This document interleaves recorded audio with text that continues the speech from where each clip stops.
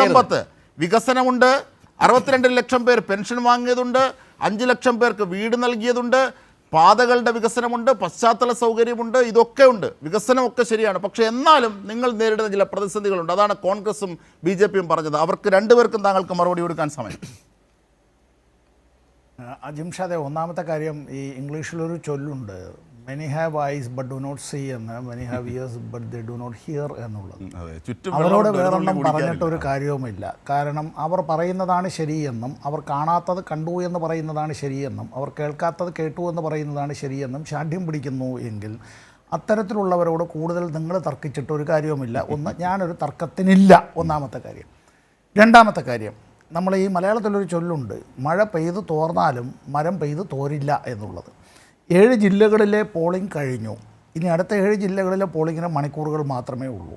എന്തൊക്കെ സംഭവിച്ചിരുന്നാലും വോട്ട് ചെയ്തതെല്ലാം വോട്ട് ചെയ്ത് ഇലക്ട്രോണിക് വോട്ടിംഗ് മെഷീനിലായി. അതിൻ്റെ കൃത്യമായിട്ടുള്ള രേഖകളെല്ലാം ബന്ധപ്പെട്ട പോളിംഗ് ഏജൻറ്റുമാർക്കെല്ലാം അതിൻ്റെ തെരഞ്ഞെടുപ്പ് ഉദ്യോഗസ്ഥരെല്ലാം നൽകിക്കഴിഞ്ഞു.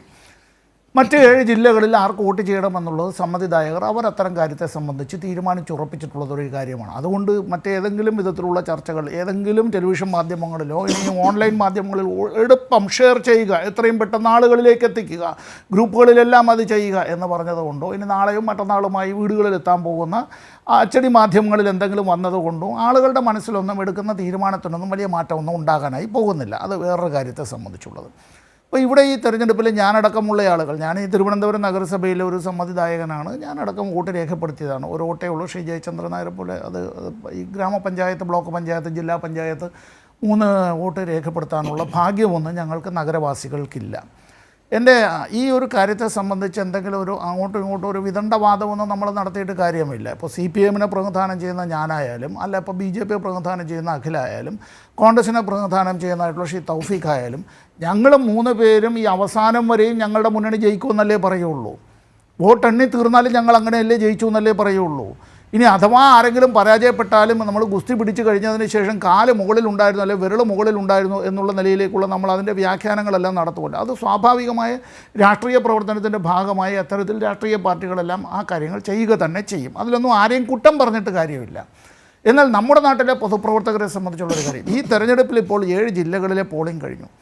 ഞാൻ ഈ തെരഞ്ഞെടുപ്പിൽ വോട്ടർമാരുടെ പേരുകൾ ചേർക്കുന്നതിന് വേണ്ടിയും ആ വോട്ടർമാരെ ഈ തെരഞ്ഞെടുപ്പിൻ്റെ പ്രാധാന്യം പഠിപ്പിക്കുന്നതിന് വേണ്ടിയും അവരെ പോളിംഗ് ബൂത്തുകളിലേക്ക് അവരെ എത്തിക്കുന്നതിന് വേണ്ടിയുള്ള പരിശ്രമങ്ങൾ നടത്തിയവരെയും ആ പോളിംഗുമായി ബന്ധപ്പെട്ടുള്ള തെരഞ്ഞെടുപ്പ് പ്രവർത്തനങ്ങളിൽ സമാധാനപരമായി അത്തരത്തിൽ രാഷ്ട്രീയമുണ്ട്, രാഷ്ട്രീയമല്ല അങ്ങേയറ്റത്തെ കടുത്ത രാഷ്ട്രീയമായിട്ടുള്ള എതിരാളികളാണ് എന്നുള്ളത് കൊണ്ട് ആരും അതുകൊണ്ട് ശത്രുക്കളല്ല.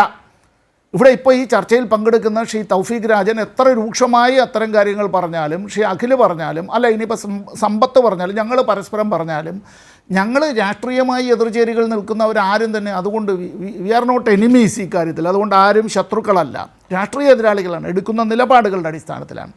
ശരി, നമ്മൾ ഈ തെരഞ്ഞെടുപ്പിൽ LDF എന്താണ് മുന്നോട്ട് വെച്ചതായിട്ടുള്ള മുദ്രാവാക്യം?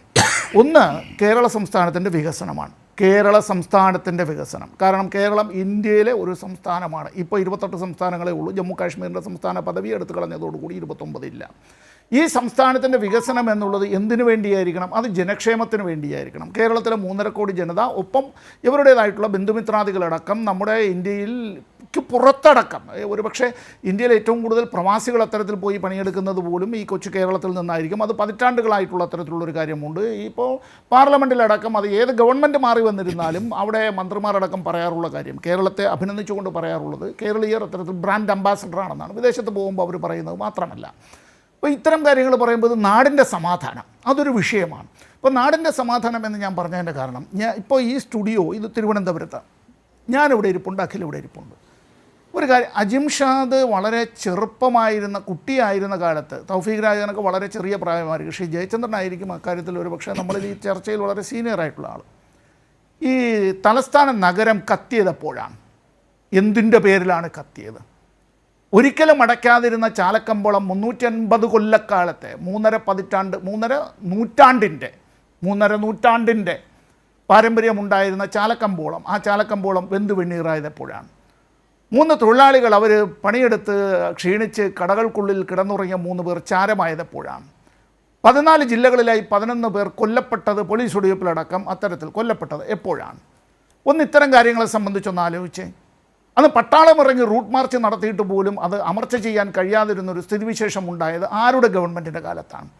ഇപ്പം നമ്മൾക്ക് ഒരുപാട് കാര്യങ്ങളിൽ ഒരുപാട് തർക്കം പറയാം. ആ തർക്കം പറയുമ്പോൾ കേരളത്തിൽ ഇപ്പോൾ തദ്ദേശ സ്വയംഭരണ സ്ഥാപനങ്ങളിലേക്ക് തിരഞ്ഞെടുപ്പ് നടക്കണം. എന്തേ മുംബൈയിലെ തിരഞ്ഞെടുപ്പ് നടക്കുന്നില്ല? മുംബൈയിലെ അവിടുത്തെ തദ്ദേശ സ്വയംഭരണ സ്ഥാപനം ആ പറയുന്നതായിട്ടുള്ള മുനിസിപ്പാലിറ്റിയിലേക്ക് അല്ലെങ്കിൽ കോർപ്പറേഷനിലേക്ക് അല്ല, അവിടുത്തെ നമ്മുടെ തിരുവനന്തപുരം മെട്രോ കോർപ്പറേഷൻ പോലെ അത്തരത്തിൽ എന്തേ മുംബൈയിൽ അത്തരത്തിൽ ഒരു കോർപ്പറേഷൻ തിരഞ്ഞെടുപ്പ് നടക്കുന്നില്ല? എന്താണ് ബാംഗ്ലൂരിൽ എത്ര വർഷം കൂടുമ്പോൾ നടക്കും? അപ്പോൾ കേരളത്തിൽ ഇത് 5 കൊല്ലത്തിലൊരിക്കൽ നടക്കുന്നത് കൊണ്ടാണല്ലോ ഞങ്ങൾ 3 പേർക്കും ഇത്തരത്തിൽ അങ്ങോട്ടും ഇങ്ങോട്ടും വർത്തമാനം പറയാനും വിമർശിക്കാനും പരിഹസിക്കാനും കളിയാക്കാനും പൊതുയോഗത്തിൽ പലതും പറയാനും ഒക്കെ പറയാതെ പലതും പറയാനും താങ്കൾക്ക് ഈ ചർച്ചയിൽ ആങ്കർ ആവാനും ശ്രീ ജയചന്ദ്രൻ ഇതിൽ പങ്കെടുക്കാനും ഒക്കെ കഴിയുന്നത്.